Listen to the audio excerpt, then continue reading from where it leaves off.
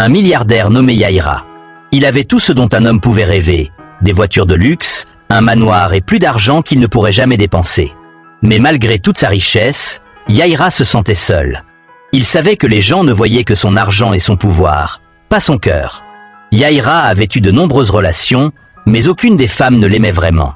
Elles étaient toutes attirées par sa richesse, pas par l'homme qu'il était à l'intérieur. Plus cela se produisait, plus Yaïra se sentait vide. Il voulait quelqu'un qui l'aimerait pour qui il était réellement, et non pas parce qu'il pouvait leur acheter des choses chères. Un jour, Yaïra eut une idée. Il allait abandonner sa vie luxueuse et se faire passer pour un mendiant infirme. Il pensait que s'il pouvait rencontrer quelqu'un qui prendrait soin de lui alors qu'il semblait pauvre et sans défense, cette personne pourrait vraiment l'aimer. Yaïra parla de son plan à ses parents, et ils s'inquiétèrent beaucoup. Sa mère, une femme d'affaires bien connue, et son père, un puissant politicien, essayèrent de le dissuader. « Yaïra, tu pourrais être reconnu. Que se passerait-il si quelqu'un de dangereux découvrait qui tu es? Tu pourrais être kidnappé ou blessé, » dit son père, sa voix remplie d'inquiétude. « Je serai prudent. Je vais très loin, dans un endroit où personne ne me connaît, » rassura Yaïra. Il était déterminé à trouver l'amour véritable, peu importe les risques. Sa décision était prise. Il quitta son manoir et se rendit dans un petit village loin de la ville. Là, il s'habilla de vieux vêtements déchirés et s'assit dans un fauteuil roulant. Il se plaça dans un coin de rue tranquille, espérant que personne ne le reconnaîtrait. La main tendue, il commença à mendier. « Aidez-moi, s'il vous plaît », murmura-t-il, espérant que quelqu'un s'arrêterait. Il se sentait nerveux et vulnérable. C'était la première fois de sa vie qu'il demandait quelque chose à des étrangers. Pendant des jours, Yaïra resta sur la rue, regardant les gens passer. La plupart ne lui jetaient même pas un regard. Certains lui lançaient un coup d'œil rapide avant de s'éloigner en hâte. Il ne s'était jamais senti aussi invisible de toute sa vie. Mais un jour, une fille nommée Marie passa par là. Marie était différente. Elle était jeune, probablement dans la vingtaine, avec des yeux doux et un esprit gentil. Elle n'avait pas grand-chose elle-même. Sa famille était pauvre et son père, Roland, travaillait dur dans leur petite ferme pour joindre les deux bouts. Mais malgré ses difficultés, Marie trouvait toujours un moyen de sourire. Alors que Marie passait devant Yaïra, elle le remarqua assis dans son fauteuil roulant, l'air fatigué et affamé. Son cœur se radoucit. Elle s'arrêta et se pencha, regardant dans ses yeux. « Ça va ?» demanda-t-elle, sa voix pleine de sollicitude. Yaïra fut pris par surprise. Cela faisait des jours que personne ne lui avait parlé. « J'essaie juste de m'en sortir », dit-il, essayant de paraître faible. Marie regarda dans son petit sac à main. Elle n'avait pas beaucoup d'argent, mais elle ne pouvait pas partir sans l'aider. « Tiens », dit-elle en lui tendant quelques pièces. « Je sais que ce n'est pas grand-chose, mais c'est tout ce que j'ai pour l'instant. » Yaïra sentit une boule dans sa gorge. Sa gentillesse le toucha d'une manière que l'argent n'avait jamais fait. « Merci », murmura-t-il. « Tu ne sais pas à quel point cela signifie pour moi. » Marie sourit doucement. « As-tu un endroit où rester ?» demanda-t-elle. « Non », dit-il, se sentant un peu coupable de mentir. Marie réfléchit un instant. « Je vis avec mon père. Notre maison est petite. J'aurais aimé t'aider, mais je ne sais pas si mon père sera d'accord. » Marie se hâta de rentrer chez elle, le cœur lourd d'inquiétude pour le mendiant qu'elle avait rencontré. En entrant dans leur petite maison, elle trouva son père, Roland, se reposant après une longue journée de travail à la ferme. Son visage, bien que marqué par des années de labeur, portait toujours la chaleur et la bonté qu'elle aimait tant. « Papa, j'ai rencontré quelqu'un au village aujourd'hui », commença Marie, hésitante. Un homme, un mendiant assis dans un fauteuil roulant. Il avait l'air si fatigué et affamé. Les yeux de Roland s'adoucirent en l'écoutant. « Que as-tu fait, Marie ?» « Je lui ai donné une partie de l'argent qu'il me restait, mais il m'a dit qu'il n'avait nulle part où aller, » expliqua Marie. « J'aurais voulu l'aider, mais je ne savais pas si c'était la bonne chose à faire. Aurais-je dû faire plus ?» Roland soupira profondément, réfléchissant à l'homme que Marie lui décrivait. « Tu ne peux pas le laisser seul dehors cette nuit, » dit-il finalement. « Personne ne devrait souffrir alors que nous avons un toit sur la tête. Retourne le chercher, nous lui ferons de la place ici. » Marie sourit, reconnaissante pour la compassion de son père. Sans perdre de temps, elle prit son châle et retourna à l'endroit où elle avait laissé l'homme. Quand elle revint, Yaïra était toujours assis dans son fauteuil roulant, l'air perdu dans ses pensées. Elle s'approcha de lui doucement, sa voix douce traversant l'air du soir. « Mon père a dit que tu ne peux pas rester seul ici cette nuit, dit-elle gentiment. Viens avec moi, nous te donnerons un endroit pour dormir. » Yaïra cligna des yeux, surpris par cette offre. Il ne s'attendait pas à une telle gentillesse de la part d'étrangers, et son cœur se gonfla d'émotion. « Je ne sais pas quoi dire, » balbutia-t-il. « Tu n'as rien à dire, » répondit Marie avec un sourire bienveillant. « Laisse-nous juste t'aider. » Avec l'aide de Marie, Yaïra se rendit dans sa petite maison modeste. En franchissant le seuil, il ne put s'empêcher de ressentir une chaleur et une sécurité qu'il n'avait pas ressentie depuis longtemps. Marie et son père avaient si peu, pourtant ils étaient prêts à partager ce qu'il avait avec un homme qu'ils ne connaissaient à peine. Alors que Yaïra s'installait dans la modeste chambre qu'il avait préparée pour lui, il réalisa que peut-être, juste peut-être, il avait enfin trouvé ce qu'il cherchait. Mais avec son cœur plein de gratitude, il ressentait aussi un sentiment croissant de culpabilité. Il vivait un mensonge, prétendant être quelque chose qu'il n'était pas. Yaïra passa sa première nuit dans la maison de Marie et Roland, ressentant un mélange de soulagement et d'anxiété. La chambre était petite, mais propre et accueillante. Alors qu'il s'allongeait sur le mince matelas, il écoutait les bruits de la nuit, le chant des grillons et le doux bruissement des feuilles à l'extérieur. Pour la première fois depuis longtemps, il se sentait en sécurité. Marie lui apporta un bol de soupe chaude et Yaïra savourait chaque gorgée.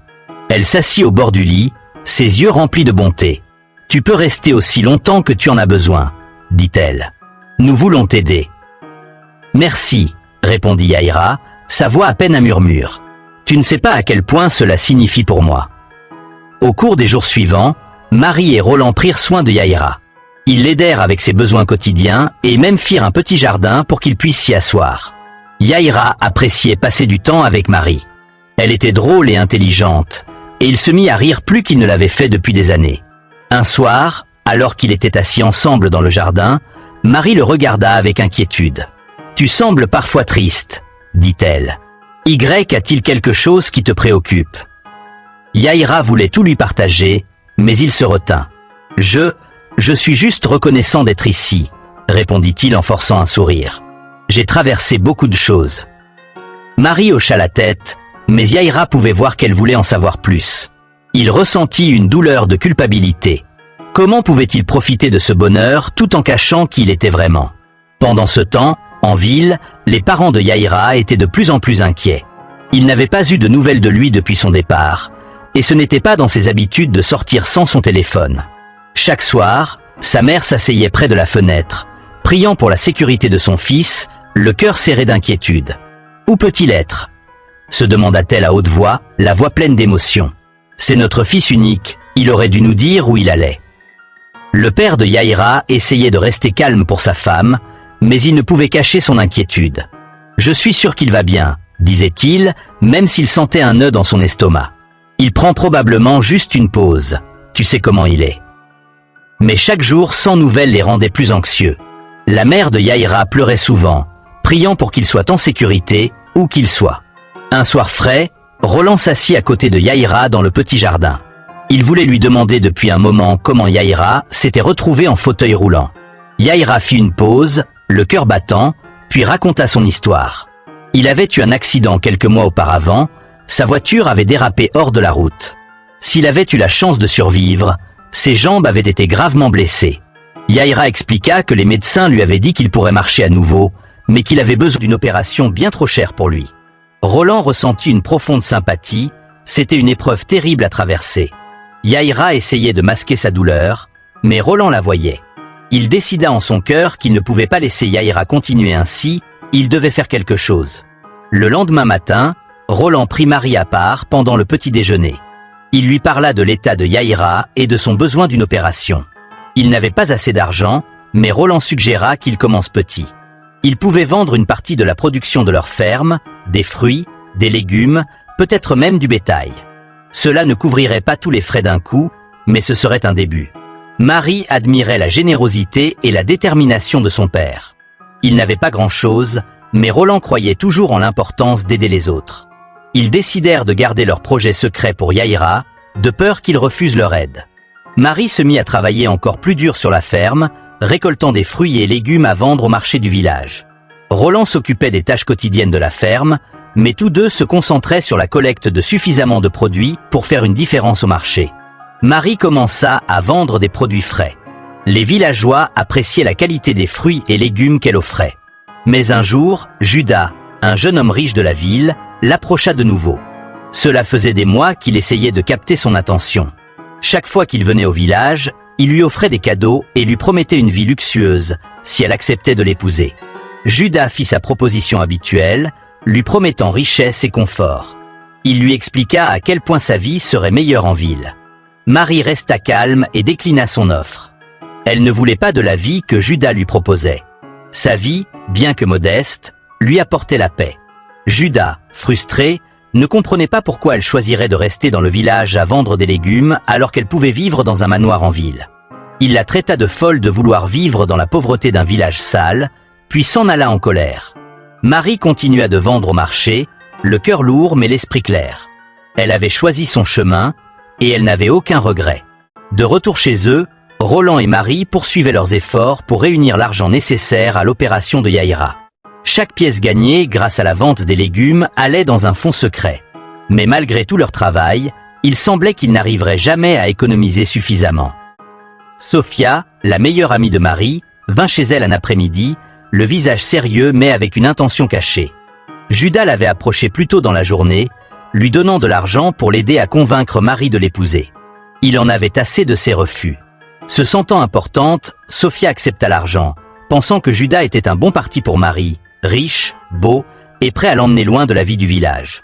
Assise avec Marie, Sophia amena le sujet de Judas, rappelant combien de fois il était venu au village pour lui demander sa main.